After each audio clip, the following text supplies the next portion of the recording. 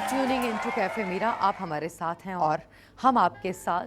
हमारे शो में, हमारा शो है सिर्फ आपके लिए और इसमें मैं आपसे मिलवाऊंगी स्पेशल किस्म के गेस्ट और बहुत ही कामयाब लोग जिन्होंने ज़िंदगी में बहुत मेहनत की, बहुत सारी कामयाबियाँ समेटी। और आज भी जो हमारे मेहमान हैं उनकी एक चीज़ कॉमन है, कभी उनको बहुत ज़्यादा कामयाबी मिली और कभी बहुत ज़्यादा नाकामी, लेकिन उसके बावजूद कभी भी उन्होंने हिम्मत नहीं हारी, अपनी मंजिल की तरफ चलते रहे।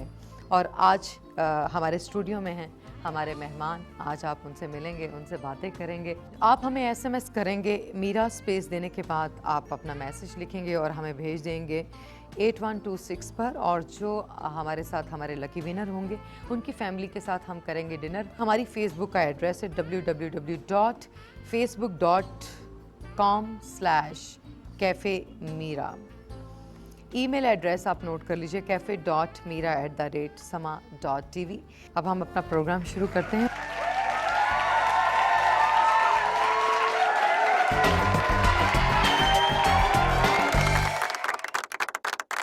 हमारे कैफ़े में एक ऐसी जोड़ी, मिसाली जोड़ी हमारे साथ हैं इस वक्त, जो हिम्मत और हौसले की मिसाल हैं। आतिफ रज़ा और सादिया भट्ट हमारे साथ हैं। सादिया भट्ट ने एमए लिटरेचर में गोल्ड मेडल हासिल किया। इसके साथ साथ वो FM 103 पर पहली ब्लाइंड आरजे भी हैं और आजकल government degree college of special education में पंजाबी लिटरेचर की लेक्चरर भी हैं। सादिया भट्ट एक सोशल वर्कर भी हैं और अपने हस्बैंड के साथ मिलकर एक लोकल NGO भी चला रही हैं। आइए हम उनसे बातचीत करते हैं और अपने खास मेहमानों से आपकी मुलाकात करवाते हैं। जी सादिया, अस्सलाम वालेकुम। वालेकुम अस्सलाम। कैसी हैं सादिया, आप खैरियत से हैं? शुक्र अल्लाह का। आप कैसे हैं आतिफ साहब? अल्हम्दुलिल्लाह जी, अल्लाह का बड़ा एहसान। अच्छा आतिफ, सादिया, आप हमें ये बताएं कि आपकी शादी कब, कहाँ और कैसे हुई? शादी वैसे तो अल्लाह मियाँ ने मेरा जो जोड़ा था वो बनाया ही हुआ था। आतिफ को तलाश करने में थोड़ा सा टाइम लगा। मैं एक प्राइवेट ऑर्गेनाइजेशन में गई थी, क्रॉस डिसेबिलिटी ऑर्गेनाइजेशन थी। सो आतिफ पहले से ही वहाँ पर काम करते थे और मेरी वहाँ पर डेजिग्नेशन थी क्योंकि मैं ब्लाइंड को डील करती थी। तो आतिफ के साथ वहाँ पर मुलाकात हुई, फिर आतिफ ने प्रपोज़ किया शादी के लिए और उसके बाद फिर अपने घर वालों को हमारे घर भेजा। जो मेरे घर वाले और आतिफ के घर वाले वो ये समझते थे कि हमें एक डिसेबल्ड की ही ज़रूरत है, क्योंकि अगर मैं किसी ब्लाइंड से शादी करूं तो हमें हेल्प के लिए किसी थर्ड पर्सन की ज़रूरत होगी। तो अगर मुझे किसी डिसेबिलिटी से शादी करनी है और वो डिसेबिलिटी हो जो मेरे लिए भी हेल्प हो और मैं उसके लिए भी हेल्प कर सकूं। ज़िंदगी को किस तरह से देखते हैं आप लोग? देखिए, ज़िंदगी बड़ी खूबसूरत है और अल्लाह ने भी यही कहा है कि आपको यहाँ पे भेजा गया है, उसकी चीज़ों को तहकीक करें और उनको समझें। हम लोगों पे जो उसने इम्तिहान दिया हम लोग उसको समझ रहे थे और हम लोगों को जब समझ आई कि वाक़यातन जो माजूरियाँ हम लोगों को नज़र आती हैं हमारी फ़िज़िकल बॉडी में, वो असल में माजूरी नहीं है, वो सिर्फ सोच है जो माजूर है। आपकी माजूरी आपकी राह में, आपकी तरक्की की राह में, आपकी मंजिल की राह में क्या आपके आड़े आई?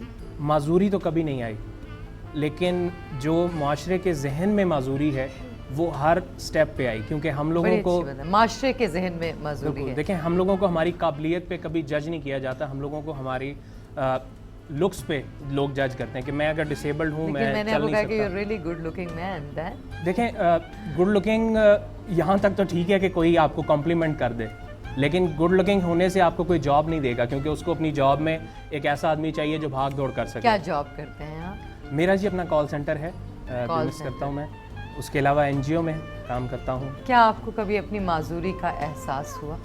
देखें, हम लोग मैं इसको प्रॉब्लम नहीं लेता। देखें, आप एक स्टार हैं, यू फिल्म स्टार, आपको लोग देखते हैं, आप कहीं से गुजरती हैं, आप बाज़ार से फॉर एग्जांपल आप किसी शॉप में जाती हैं तो सब लोग खड़े होकर देखते हैं, अच्छा जी मीरा जी आई हैं। तो हम लोगों के साथ भी कुछ ऐसा ही है। हम लोग जब बाज़ार में एंटर होते हैं तो हर बंदा हर चीज़ रोक के हमें देख रहा होता है। एक मजदूर जा रहा है तो एक अन्नी जा रही, तो हमें उस वक्त तक देखते हैं जब तक हम उनकी नज़र से ओझल नहीं हो जाते। तो वी आर स्टार हैं। अच्छा, आप भी स्टार हैं। आप दोनों का बहुत बहुत शुक्रिया कि आज आपने हमें कैफ़े मीरा में ज्वाइन किया और अपने कीमती वक्त में से हमारे लिए टाइम निकाला। आपका बहुत शुक्रिया, आपने हमें बुलाया। फिर कब आएंगे? जब आप बुलाएंगे। अब हम लेते हैं एक छोटी सी ब्रेक से वापस आने के बाद हमारे साथ कुछ और पर्सनालिटीज़ हैं जिनकी गुफ्तगू से हम महसूस होंगे। मिलते हैं छोटी सी ब्रेक के बाद।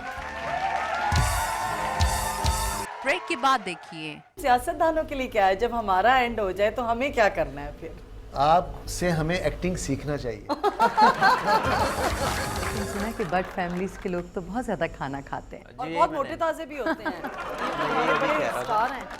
जैसा कोई मेरी जिंदगी में आए तो बात बन जाए, तो बात बन जाए।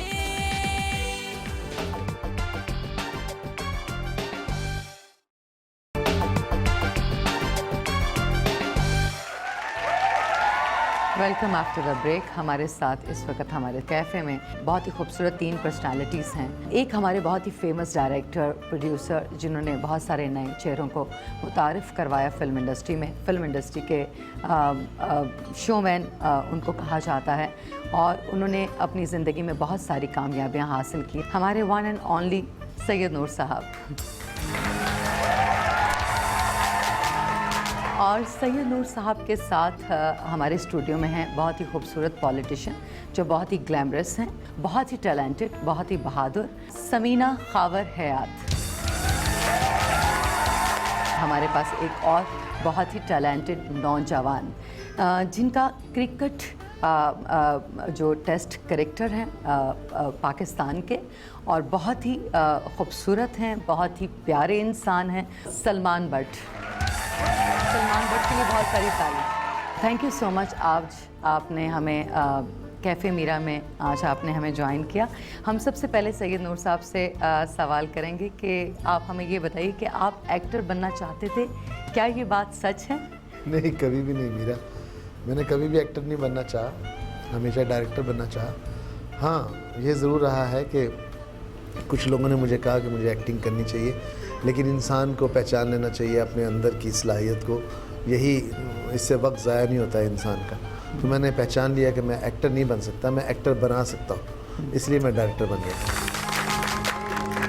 सैयद नूर साहब, आपने पाकिस्तान में बहुत सारे खूबसूरत चेहरों को मुतारिफ़ करवाया, जिनमें से ज़ेबा मुख्तियार, उनको आपने इंट्रोड्यूस किया अपनी फ़िल्म सरगम में, और इसके अलावा अदनान समी साहब। तो कैसा रहा आपका एक्सपीरियंस अदनान के साथ? अदनान के साथ बहुत अच्छा रहा, और ये उस ज़माने की बात है जब अदनान साहब ने कभी कोई गाना भी नहीं गाया था। तो मैं फ़िल्म बना रहा था उस वक्त जीवा के पैरेलल उसमें बाबर अली इंट्रोड्यूस हुए थे जी। और रेशम इंट्रोड्यूस हुई। जी। तो मैंने एक म्यूज़िकल फिल्म बनाना चाही, तो मेरा जी चाहा कि मैं अदनान को मैंने टीवी पे देखा कीबोर्ड बजाते हुए। जी। मैं इस लड़के को लूँ, इस नौजवान को। तो मैंने उनसे बात की, वो तो हैरान रह गए। उनके अब्बा आ गए, अरशद समी खान साहब, बहुत डिसेंट एम्बेसडर थे वो उस ज़माने में। वो किसी मुल्क से वो आए हुए थे छुट्टी पे। तो वो कहने लगे, आप मजाक तो नहीं कर रहे कि आप वाकई अदनान को हीरो लेना चाह रहे हैं? मैंने कहा, हीरो नहीं लेना चाह रहा, ये गाएंगे भी और कंपोज भी करेंगे फिल्म। तो फिर हमारा एक रिटन एग्रीमेंट हुआ जिसमें अदनान ने, मैं समझता हूँ कि बड़ी अपनी सलाहियत का इजहार किया, और जिस किस्म के उन्होंने गाने बनाए वो आज तक याद हैं लोगों को।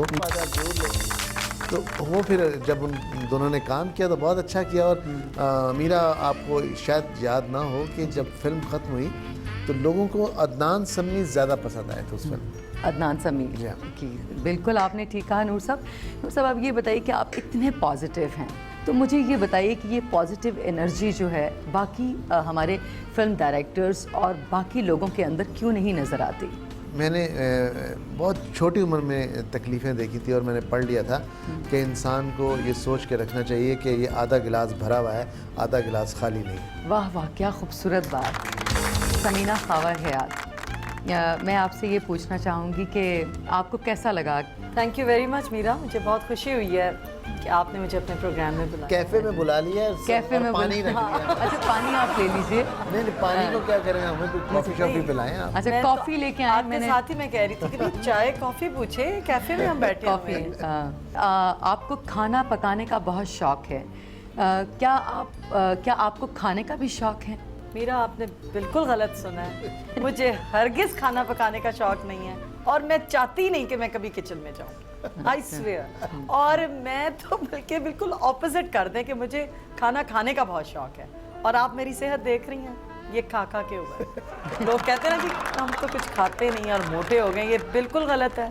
खाते हैं और मोटे होते हैं। तो मुझे सिर्फ खाने का शौक है, खाना पकाने का शौक नहीं है, नॉट एट ऑल। अच्छा, आप ये बताइए कि अभी आपने ईद पर पाकिस्तानी फिल्म शरीका आपने देखी? शरीका तो मैंने नहीं देखी, लेकिन ईद पे मैंने मजाजन ज़रूर देखी है सैयद नूर साहब की।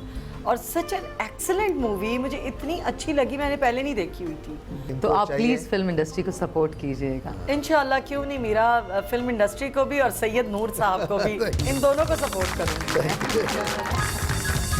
सलमान भट्ट साहब, आपसे बात करते हैं। आजकल जो पाकिस्तानी टीम है, इसमें कौन सा प्लेयर आपको अपने जैसा लगता है? इस वक्त तो काफ़ी सारे यंगस्टर्स हैं और बहुत अच्छा कर रहे हैं अभी अपनी कैपेसिटी में, क्योंकि पाकिस्तान क्रिकेट पाकिस्तान में हो नहीं रही है। हमेशा अवे टूर्स पे होते हैं, दूसरों की कंडीशंस में खेलते हैं और बड़ा टफ होता है कि जब आप दूसरे की फेवरेबल कंडीशन में जाके आप वैसी परफॉर्मेंस देने की कोशिश करें। आपको पता है पाकिस्तान में लोग क्रिकेट को इतना पसंद करते हैं, एक्सपेक्टेशंस हाई होती हैं। सो आई थिंक कि whatever they are doing is to the best of their ability. अच्छा सलमान, आपको बहुत शौक है क्रिकेट खेलने का और आपने बहुत ज़िंदगी में बहुत अच्छा खेला आपने जी। तो अब दोबारा कब से आप आगाज़ कर रहे हैं आप क्रिकेट खेलने का? लेकिन इट डिपेंड्स। मेरी एक लास्ट हियरिंग है, there is been an issue और उसके लिए मैं आई स्टेप असाइड। लास्ट जो मैं खेला था, I was captain of Pakistan team और हमने लास्ट दोनों मैचेस जीते हैं। पाकिस्तान 16 साल से टेस्ट मैच नहीं जीता था। So this is the first. England में हमने ऑस्ट्रेलिया को भी हराया, इंग्लैंड को भी हराया and since then this issue came up और उस वजह से मुझे 2 साल हो गए। मुझे तो बड़ा अफसोस होता है because I was announced captain. Miss करते हैं आप क्रिकेट को? इट्स हार्ड फॉर मी कि मैं देखूं और एक अपनी जगह है ना जी, वहाँ पे खेल रहा हूँ और 8 साल से खेल रहा हूँ। सो मेरी कोशिश है कि अभी बेशक यहीं से मुझे बुला लें। अच्छा, फ़ौरन बुला लीजिए सलमान को, इसलिए कि वो बहुत एक्साइटेड हैं क्रिकेट खेलने के लिए। अच्छा, आप मुझे एक और बात बताइए कि आपके ख्याल में एक प्लेयर पर इसके मुल्क की क्या जिम्मेदारी आयद होती है? क्रिकेट ऐसी गेम है जो एक टीम कंप्राइज करती है। सो कोई भी एक प्लेयर जो है वो टीम से बढ़कर नहीं होता। So it's a divided responsibility, लेकिन इन हिज ओन कैपेसिटी उसको चाहिए कि जो उसकी रिक्वायरमेंट है, जिस एबिलिटी की वजह से वो पाकिस्तान को रिप्रेजेंट कर रहा है, उसमें वो पूरी मेहनत करे और अपनी 100% एफर्ट दे, ताकि एक तो पाकिस्तान का फ़ायदा हो और जनरली अगर होगा तो वो उसको भी नाम होगा और फिर जो देखने वाले हैं उनके लिए एक अच्छा एग्जाम्पल सेट होगा। काफ़ी सारी चीज़ें हैं। आपकी फिटनेस का क्या राज है? ट्रेनिंग और न्यूट्रिशन करनी पड़ती है। हालांकि जो बट कॉम है इसके लिए बड़ा मुश्किल होता है खाना कंट्रोल करना। एक्सरसाइज वगैरह हाँ। बहुत करते हैं सुना है कि बट फैमिलीज के लोग तो बहुत ज़्यादा खाना खाते हैं। और बहुत मोटे ताजे भी होते हैं।